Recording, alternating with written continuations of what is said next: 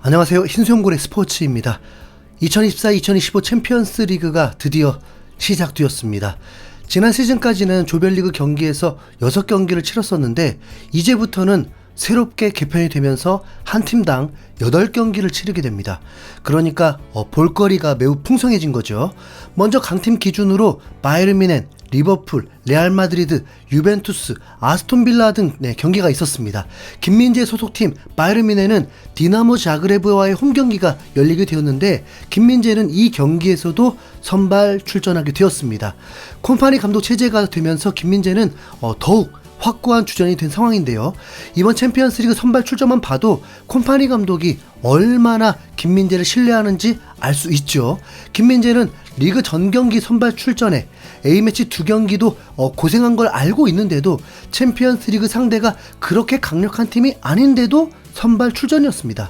이 경기의 결과를 먼저 말씀드리면 바이에른 뮌헨이 무려 9골을 폭발시키면서 아니 이게 챔피언스리그인지 컵대회 4부 리그와 경기인 건지 분간이 안 될 정도로 엄청난 득점이 터져버렸습니다. 물론 뮌헨이 2실점을 하기도 했습니다. 콤파니 감독은 이 경기에 노이어 골키퍼, 게이루, 우파메카노, 김민재, 알폰소 데이비스, 키미, 파블로비치, 무시알라, 올리세, 그나브리, 케인 이렇게 결승전에서도 선보일 만한 베스트 11으로 자그레브를 상대하게 되었습니다.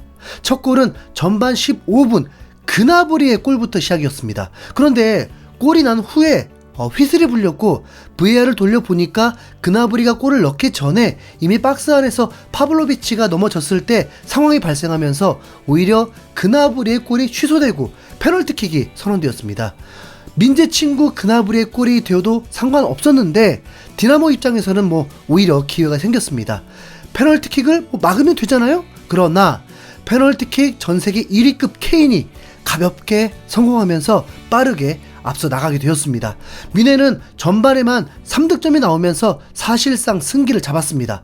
32분에 무시알라가 박스 안에서 멋진 가슴 트래핑 어시스트를 보여주면서 게이루가 두 번째 득점을 넣었고 바로 5분 뒤에는 이제 키미의 크로스에 이번에 이적한 올리세가 헤딩골까지 넣게 됩니다. 전반에 70% 이상의 점유율을 기록하면서 사실상 수비 라인은 할 일이 없었습니다. 자그레브가 맘먹고 내려앉아서 막아보자 했던 건데 그럼에도 3실점을 한 거죠. 김민재가 산책하는 경기가 될 것 같았고 그냥 빨리 교체해줬으면 좋겠다 했는데 후반전에 오히려 노이어만 교체를 했습니다. 노이어는 더 할 일이 없었는데 경기 중에 허리에 부담이 가는 상황이 있었습니다. 그래서 교체를 해줬던 것 같습니다. 자그레브는 어차피 패배할 거 후반전 시작하자마자 라인을 올렸는데 이놈의 우파메카노가 왜 그런지 계속 혼자 앞으로 올라가면서 뮌헨 수비에 균열이 생겨버렸습니다. 노이어가 없어서 얘가 놀고 싶었던 걸까요? 그러다 순식간에 10분도 안 돼서 뮌헨은 2골을 실점하면서 3대2로 갑자기 막상막하가 되어버렸습니다. 이때까지는 충격이었습니다. 너무 게임이 안 돼서 쉽게 끝나나 했는데 오히려 2실점을 한 거니까요. 근데 이건 자그레브가 잘못한 겁니다. 뮌헨을 건드렸으면 안 됐어요. 이후에 40분 안에 6골을 폭발시켜버립니다. 우선 자그레브가 자멸한 것도 있습니다. 계속 페널티킥을 허용을 했으니까요. 뮌헨의 후반 첫 골은 2실점 7분 후부터 나옵니다. 키미의 중거리 슛의 세컨볼을 케인이 밀어넣으면서 다시 점수차를 벌려버렸습니다. 그리고 다시 2분 만에 올리스의 멀티골이 나오는데 이때는 뮌헨의 선수 7명이 일렬로 그대로 돌진하면서 몰아붙이면서 소름 돋는 골이 나와버렸는데 이때 뮌헨의 클래스를 확실히 알 수 있었습니다. 레바민의 그 윈이 돌아온 느낌인 거죠. 5대2까지 되니까 콤파니 감독은 이겼다고 안심하면서 주전 3명을 교체를 해줍니다. 무시알라, 김민재, 올리세를 교체합니다. 그러면서 다이어가 출전 기회를 얻습니다. 거기다 다이어는 그라운드에 들어가서 첫 터치가 상대 핸드볼을 유도하면서 페널티킥을 만들었고 케인에게 해트트릭 선물을 해주게 됩니다. 케인은 헤드트릭 뿐만 아니라 이후에도 또 페널티킥이 선언되었는데 설마 했는데 그 찬스마저도 케인의 몫이 되면서 포트트릭을 완성했습니다. 그 어떤 선수도 불만 가지는 느낌이 없었습니다. 케인은 세컨볼 밀어넣기 1골과 페널티킥 3골로 완벽한 정통 스트라이커 활약을 했습니다. 자 보세요. 강팀에서 아니, 골고루가 어디 있습니까? 팀워크로 에이스에게 밀어주는 겁니다. 네. 아시겠어요, 호주인? 자, 잠깐만. 자, 지금까지 몇 골이죠? 자, 한 골.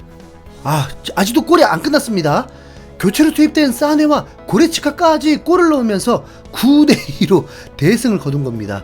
자, 그럼 페널티킥 때문에 이긴 거 아니냐고 할 수 있는데 아니에요. 네, 이게 뮌헨이 슈팅이 29개, 유효슈팅만 19개가 터지면서 자그레브 골키퍼를 그냥 절망에 빠뜨렸습니다. 오죽하면 마지막에는 분노하면서 볼을 걷어 차버리더라고요. 좀 불쌍해 보이긴 했습니다. 김민재는 너무 한 게 없다고 봐도 뭐 되긴 합니다. 실점을 뭐 굳이 탓할 것도 없었고요. 김민재는 뮌헨에서 훈련한 것만 봐도 매우 행복한 축구를 하고 있었고, 구단은 유튜브를 통해서 김민재를 내세운 컨텐츠도 올리기도 했습니다. 젊은 감독이기도 하지만 맨시티에서 우승까지 경력을 쌓은 센터백 출신 콤파니와 함께하니까 김민재의 안정감이 눈에 보입니다. 콤파니 감독은 훈련에서도 같이 뛰더라고요. 콤파니 감독의 전술 스타일이 기본적으로 김민재 같은 선수가 꼭 필요하다 보니까 앞으로 경기들도 전폭적인 신뢰를 받으면서 출전할 것으로 예상이 됩니다. 단 노이어가 있다는 전제가 될 것 같아요. 우파메카노는 나폴리 시절 라흐마니 같은 안정감은 아니어서 살짝 염려가 되긴 합니다. 최근 독일 매체를 통해서 데리우트를 왜 팔았냐는 의문이 나왔었는데 뮌헨 수뇌부는 확실히 이렇게 말했습니다.